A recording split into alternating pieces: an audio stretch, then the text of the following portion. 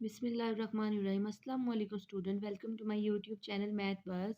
Student, हम इसमें discover math कर रहे हैं क्लास 4 का, जिसमें आज यूनिट नंबर 6 चैप्टर नंबर 12 की इसमें आज एक्सरसाइज 12.3 करनी है। 12.3 का क्वेश्चन नंबर 1 है, right the number of the vertices.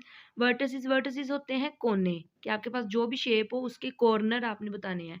Corner vertices of the following solid object, ये आपके सामने 4 शेप्स हैं। अब यहाँ पर ये शेप है सिलेंडर।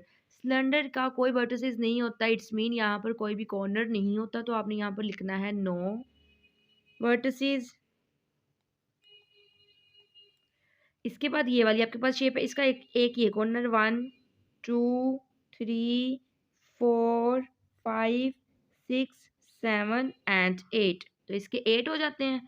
तो यहाँ पर आपने लिख देना है 8 वर्टिसेस।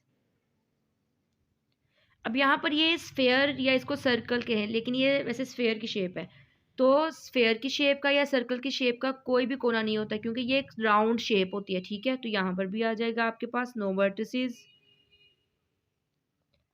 इसके बाद ये कौन है, यहाँ पर इसका एक ये कॉर्नर है। ठीक है, तो इट्स मीन यहाँ पर 1 वर्टिसेस। इसके बाद बेटा यहाँ पर ट्रू फॉल्स हैं। State whether each of the state sentence is true and false.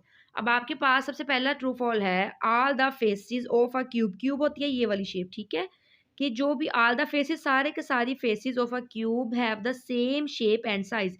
क्या जो भी क्यूब आपके पास होता है उसका साइज शेप का सेम होता है? तो यस, सेम होता है। जितना साइड या जितना फेस यहाँ से होता है उतना ही फेस यहाँ से होता है। इसकी जितनी मर्जी, इसकी 6 साइड्स होती हैं। और ये जैसे यहाँ पर ये देखें, आ क्यूबाइड, क्यूबाइड भी इसकी 3D शेप होती है। क्यूबाइड है 6 कवर्ड फेसेस, तो यहाँ पर इसके 6 फेसेस हैं। यहाँ पर वही आपसे बात कर रही हूँ कि इसके 6 फेसेस हैं और सारों की साइड्स आपस में इक्वल होती है, तो इट्स मीन ये है ट्रू। और यहाँ पर भी ये भी ठीक है, आ क्यूबाइड है 6 covered face. Yes, 6 covered face होते हैं। ठीक है, आप कोई भी क्यूब शेप की चीज को पकड़ के उसको काउंट कर ले, उसकी 4 साइड्स होती हैं, जैसे ये 1 2, ये उस साइड पे 3 और इस वाली साइड पे 4, और एक ऊपर होती है और एक नीचे होती है, तो इस तरह उसके 6 फेसेस होते हैं। इसके बाद बेटा क्वेश्चन बी वाला देखें, a cylinder has 1 curved face and no vertex. अब वो कहता है कि सिलेंडर का 1 कर्व्ड फेस है। यस, उसका 1 कर्व्ड फेस होता है और नो वर्टिसेस, और ये हम यहाँ पे कर चुके हुए हैं कि उसका नो वर्टेक्स होता है। ठीक है, तो यहाँ पर ये भी ट्रू है।